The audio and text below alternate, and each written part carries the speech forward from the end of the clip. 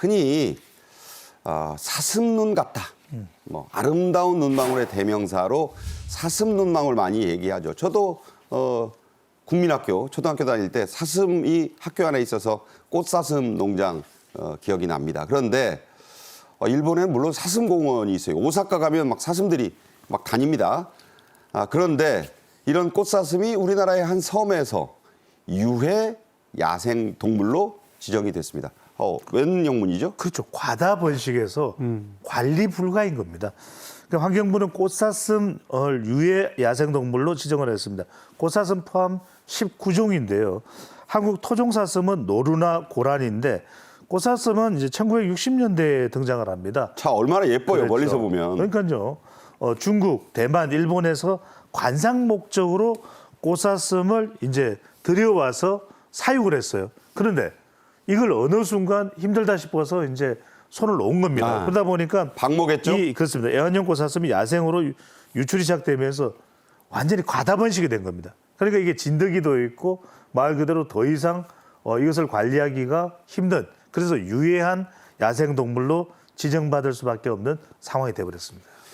전라남도 영광에 가면 안마도라는 섬이 있다고 합니다. 그런데 이 섬 안에는 사람보다 사슴이 더 많아졌다고 하네요. 이른바 사슴섬이 돼버린 모습 영상으로 보겠습니다.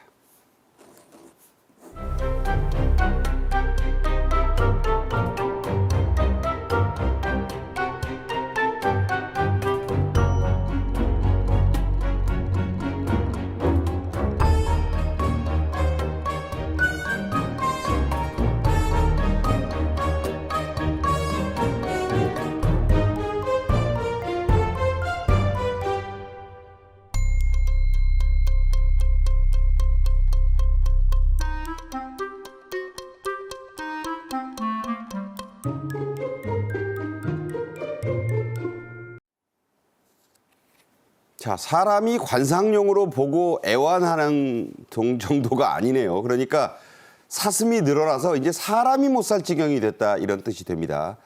과거에 대비해서 얼마나 저 섬에서는 늘어난 겁니까? 지금 화면에 나온 데가 안마도 말씀하셨던 데지 않습니까? 전남 영광군의 안마도. 여기가 1985년에 처음 꽃사슴 10마리를 이제 들여왔는데. 10마리? 예. 지금 이번에 와. 국립색터에서 개체 조사를 해보니까 937마리. 1000마리 가깝네요. 화면에 나오죠. 94배가 증가를 했습니다. 그다음에 구럽도는 조금 먼저 차겠죠. 1980년에 7마리 들어왔는데 지금 178마리. 이것도 역시 27배나 증가를 한 건데 번식력도 굉장히 강하고요. 또 제가 더 봤을 때 더 중요한 거는 천적이 없는 게 더 큰 문제가 아닌가 싶은 생각이 그러네요. 듭니다. 천적이 없다 보니까 이렇게 개체 수가 확 늘어날 수밖에 없는 그런 상황이 좀 발생을 해서 이 부분은 사실은 뭔가 좀 구체적인 근본적인 조치를 취하지 않으면 이거 뭐 막을 방법이 없을 것 같습니다. 네. 자, 사슴이 많아도 너무 많아져서 이 주민들의 불편 또 고통이 계속 된다고 합니다. 주민들의 애로 직접 들어보겠습니다. 집집마다 여기는 섬이다 보니까 이제 농작물이 다 있잖아요. 근데 그거를 다 파헤치고 먹고 다 난리를 쳐고, 그리고 묘도 막 다 파헤치고. 지금 전부 다 묘마다 지금 전부 다 이렇게 철조망 다 쳐놨어요. 어떤 묘가 지금 한 묘가 있어. 우리 올 봄에 지금 우리 선산 도선산 거기도 돈을 몇백만 원, 한 1000만 원 이상 들어서 지금 묘 다시 해놨어요. 다 뭉겨버리고 없으니까. 이 유명 배우들이 많이 나와서 청룡영화상까지 탄 파묘라는 영화 있었잖아요. 그건 이제 일정한 목적을 가지고 묘를 해체하는 건데 그냥 꽃사슴이 조상님 묘들을 막 파헤칩니다. 돈이 엄청 들고 또 일단 후손들 입장에서는 얼마나 참 참담하겠습니까? 자, 어쩌다 이렇게 된 거죠? 그러니까요. 엉망이 돼버린 겁니다. 조상, 묘, 또 농작물까지도 훼손이 되는 건데 이 꽃사슴, 엘크 등 안마도 이 사슴은 모두 외래종입니다. 엘크도 있어요. 그렇습니다. 이제 사육을 해보겠다고 들여온 건데 처음 사슴을 이제 들여온 것은 주민 3명인데 사슴의 소유권을 주장을 했죠. 그래서 이제 사육에서 육지로 이제 내다 파는 것이었는데 사슴 주인들이 이제 이게 개체수가 늘어나니까 이 농작물도 훼손되고 조상묘도 파헤치고 하니까 아니 이거 우리 그럼 보상해 주소 이렇게 하니까 소유권을 포기해 버린 거예요. 안 되겠죠, 이제. 그렇죠. 그래서 그 이후에 사실상 아무도 이제 관리를 안 하다 보니까 사실 방치가 돼버렸거든요. 그러다 보니까 이 문제가 발생을 한 겁니다. 네.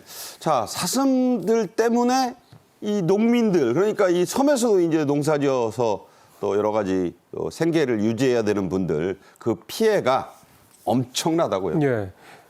벼농사, 밭농사. 크게 보면 농사는 이게 두 가지. 그러니까 이게 농작물 피해가 지금 최근 5년간 1억 6천만 원, 매년 한 3천만 원 꼴이라는 거고, 또 하나가 앞서 좀 한 그 주민분 말씀하셨지 않습니까? 우리 그 묘 그거 다 울타리 치느라고 돈 천만 원 들었다 말씀하셨는데 그게 그러니까요. 다른 분들도 다 그렇게 돈을 들으셨을 거란 말이에요. 저게 맹수가 아니기 다행입니다. 예. 농작물 그렇다면 밭 같은데 이런데 뭔가 거기도 펜스 같은 걸 쳤을 겁니다. 아마 피해를 막기 위해서. 그거 다 돈이거든요. 그 사비를 들인 것까지 감안하면 제 생각에는 6천만 원이 아니라 최근 5년간 한 2, 3억 정도의 그런 피해가 발생했다 이렇게 봐도 좀 무방할 것 같고요. 그다음에 얘네들의 행동 반경이 한 5제곱미터 정도 돼서 이게 우리가 흔히 알고 있는 고란이나 노루의 2배가 된다 그럽니까? 그러니까 굉장히 피해 범위가 넓어지고 있다 이제 이런 얘기도 좀 되는 거고요. 그다음에 뭐 직접적은 아니겠습니다만 혹시라도 꽃사슴 때문에 이 그 꽃사슴의 몸에 기생하고 있는 진드기에 물린다고 그러면 뭐 고열에 두통에 뭐 근육통에 심지어는 뭐 치료가 좀 늦어지면 폐렴으로 사망할 수 있다고 그러니까 이게 여러 가지로 참 피해가 좀 많이 발생하고 있는 셈입니다. 네, 이제는 뭐 아름다운 꽃사슴의 단계를 넘어섰군요. 결국 당국이 나섰습니다. 자, 어떻게 이 문제 해결할 계획이죠? 그죠. 환경부가 앞서도 말씀드렸지만 이 꽃사슴을 유해 야생동물로 이제 지정을 추진하고 있습니다. 그래서 유해 야생동물로 지정이 되게 되면 지자체장의 허가를 받아서 이 총기로 포획도 가능하거든요. 총 쏴서 잡는다는 거네요. 그렇습니다. 그리고 이제 뭐 가축 유기자 처벌 규정도 신설을 추진하게 되는데 앞서 이제 임종인 평론가가 진드기 이야기했잖아요. 이게 사람의 몸에까지도 피해를 입힌다고 되면 살처분도 가능합니다. 이게 얼마나 안타까운 일입니까? 사실 잘 관리했으면 살릴 수도 있었을 그렇습니다. 텐데. 그런 점에서 적어도 이런 일이 일어나지 않도록 좀 미리 예방하는 것도 또 다른 섬에라도 개체수를 좀 미리미리 확인하는 것도 필요할 것으로 보입니다. 물론 당국에서도 어렵겠지만 다 쏴 죽인다는 것도 좀 그렇잖아요. 그렇습니다. 네. 그건 뭐 다른 방법이 없습니다. 그런데 이걸 어디 다른 데 처분할 수 있느냐, 누가 관리할 수 있느냐, 또 소유권도 명확치가 않거든요. 이런 부분들이 굉장히 문제가 되는 것이죠. 네. 안타까운 상황이긴 합니다.